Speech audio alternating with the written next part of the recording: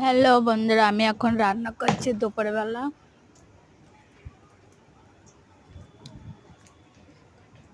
কড়াইতে তেল দিয়েছি, তেলটা গরম হচ্ছে।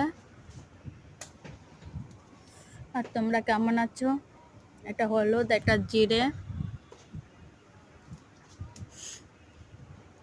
এটা লবণ,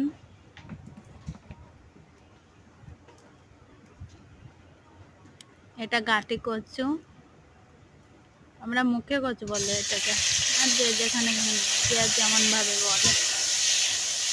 সেটা দিয়ে রুই মাছ দিয়ে এখন রান্না করব।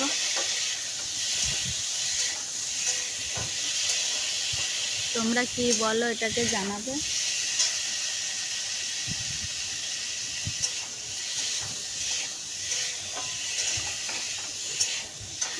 আমি রান্না করব, তারপরে রান্না করে রেখে আবার ছেলে